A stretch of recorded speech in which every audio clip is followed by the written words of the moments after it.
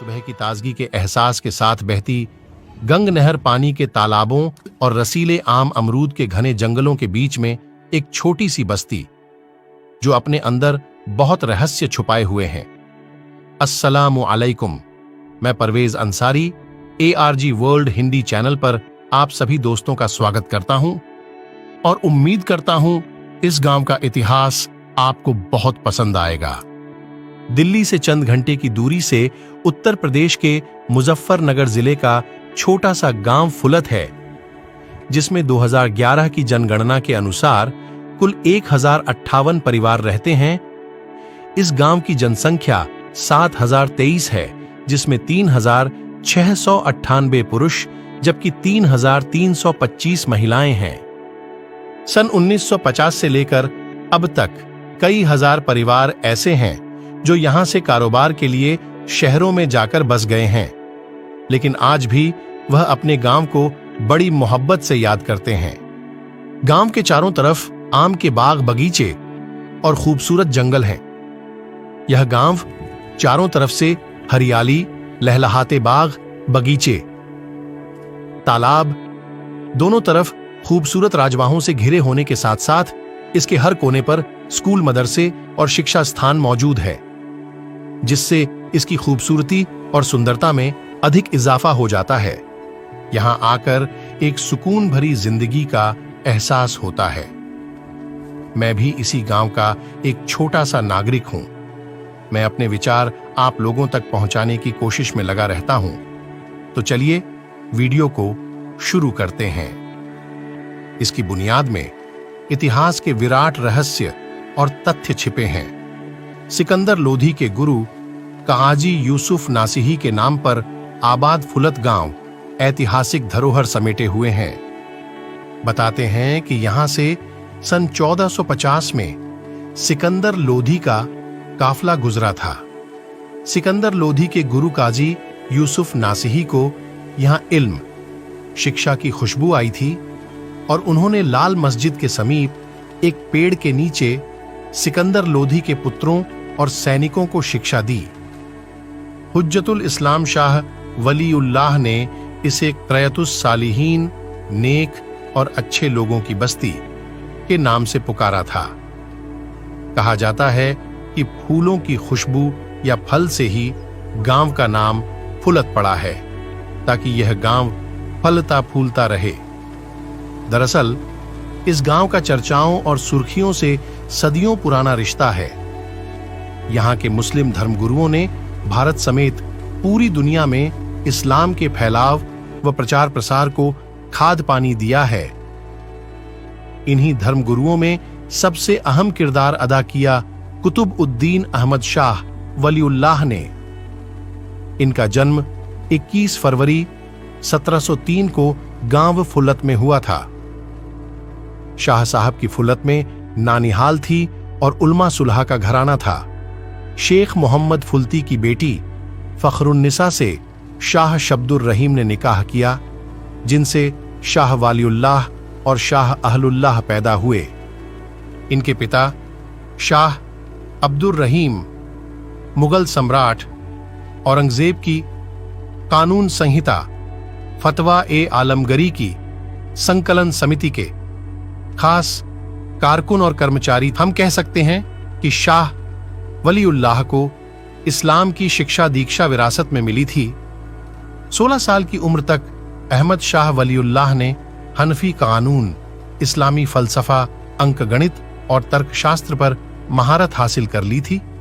इन्होंने कुरान के अनुवाद के अलावा फारसी और अरबी में 51 किताबें लिखीं।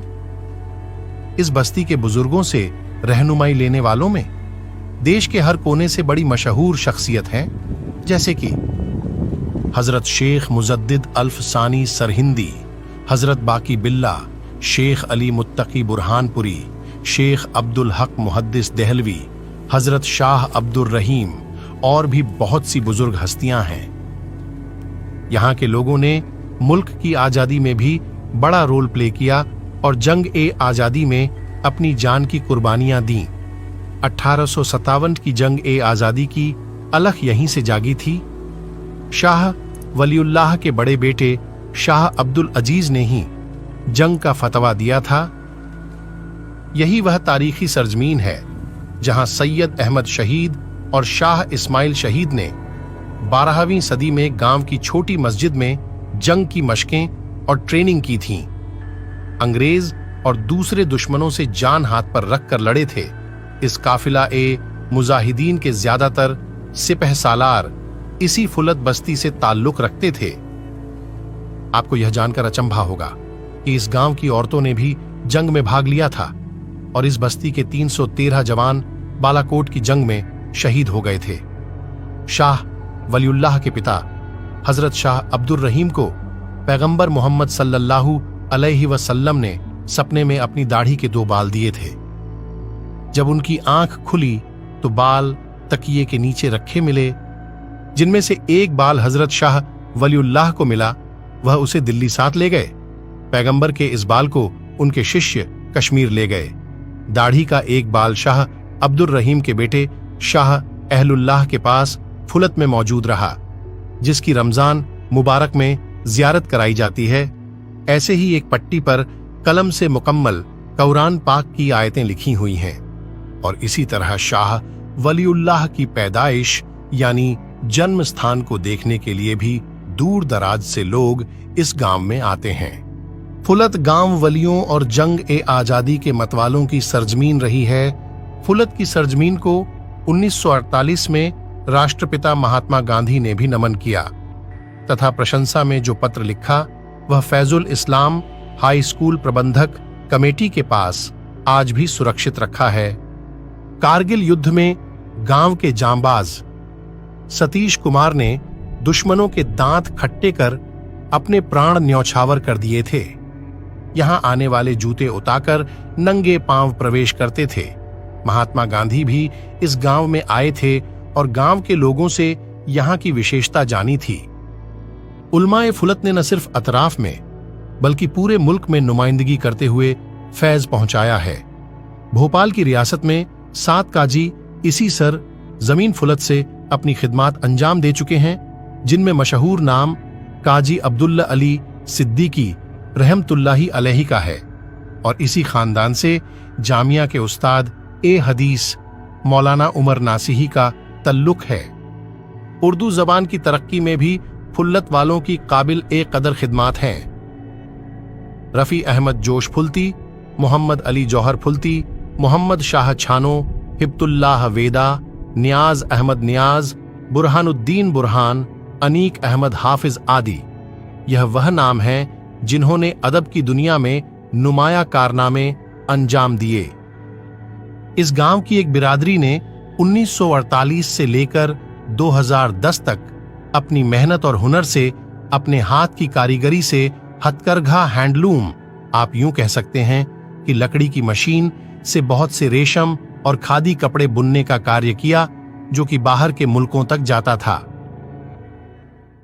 इस गांव के कारोबार की अगर बात करें तो गांव में कुछ किसान और ज्यादातर लोग मजदूरी का काम करते हैं और कुछ दूर दराज शहरों में काम करने जाते हैं।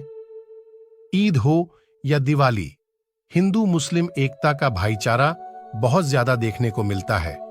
दोनों हमेशा प्यार मोहब्बत और भाईचारे से रहते हैं। अगर आप कभी इस गांव में आए हों तो कमेंट में जरूर बताएं। इस बस्ती को यह विशेषाधिकार हासिल है कि इसका आरंभ एक मदरसे और शिक्षा स्थान से हुआ। काजी यूसुफ नासिही ने आकर दरस और तदरीस, नसीहत और वाज का सिलसिला शुरू किया, जिसने आगे जाकर एक तालीम गाह की शक्ल अपना ली। हजरत मौलाना रशीद अहमद गंगूही के हाथों इस दर्सगाह की तजदीद और नवीनीकरण हुआ और इसका नाम फैजुल इस्लाम रखा गया। अब फैजुल इस्लाम एक स्कूल के तौर पर चलता है, जिसमें लड़के और लड़कियों दोनों को 9th क्लास तक की शिक्षा दी जाती है। 1988 में हजरत मौलाना अबुल हसन अली नदवी की सरपरस्ती में मौलाना कलीम सिद्दीकी साहब के हाथों इस मदरसे का पुनर्जागरण हुआ और दारुल उलूम नदवदुल उलमा से संबंध किया गया। 10 अप्रैल 1996 को हजरत मौलाना अबुल हसन अली नदवी की अध्यक्षता में तखस्सुस फिद दावा का प्रारंभिक इजलास आयोजित किया गया। इस मौके पर मदरसे का नाम बदलकर जामिया इमाम वालिउल्लाह इस्लामिया रखा गया। इस मदरसे के संचालक का नाम हजरत मौलाना कलीम सिद्दीकी है। इनका जन्म 23 सितंबर 1977 को हुलत गांव में ही हुआ। मौलाना कलीम सिद्दीकी साहब की शिक्षा हुलत में ही फैजुल इस्लाम मदरसे में हुई। कक्षा 5 में ही कुरान के पहले 7 पारे याद कर लिए थे और मेरठ कॉलेज से BSSC की पढ़ाई पूरी की, लेकिन MBBS में प्रवेश नहीं लिया, बल्कि इस्लामिक अध्ययन के क्षेत्र में कूद पड़े। मौलाना ने विश्व शांति संगठन की भी स्थापना की, जो शांति और सांप्रदायिक सद्भाव के लिए काम करता है। मौलाना कलीम साहब सामाजिक सेवाओं के कारण पूरी मानवता के लिए भाई बनकर उभरे। मौलाना हर वक्त भलाई के काम में आगे आगे रहते हैं, इंसानों को सीधे और सत्य मार्ग पर लाने और हर वक्त इंसानियत और मानवता की हमदर्दी में बेचैन रहते हैं। आप लोगों की नजर में बेइंतहा महबूब और पसंदीदा हैं। आपकी वजह से हजारों लोग सिर्फ 1 महीने में दोनों वक्त का खाना खाते हैं और रमजान मुबारक में बहुत ही खूबसूरत नजारा होता है। आप सभी के लिए दुआ करते हैं और इस गांव को आइडियल नमूना और मरकज ए हिदायत बनाना चाहते हैं। आप शेखुल हदीस मोहम्मद जकरिया अल कांदलवी और अबुल हसन अली हसनी नदवी के शागिर्द हैं। आपकी अमानत आपकी सेवा में आपकी लोकप्रिय किताब है। इस मदरसे यानी जामिया में कुरान शरीफ और आखिरी संदेष्टा मोहम्मद सल्लल्लाहु अलैहि वसल्लम की शिक्षाओं को पढ़ाया जाता है और हिंदी इंग्लिश इतिहास के साथ साथ और खेलों का भी बेहतरीन नज़्म है और हाई एजुकेशन दी जाती है। दूर दूर से पढ़ने वाले यहां आते हैं और बेहतरीन पोजीशन और सलाहियत के साथ जाते हैं।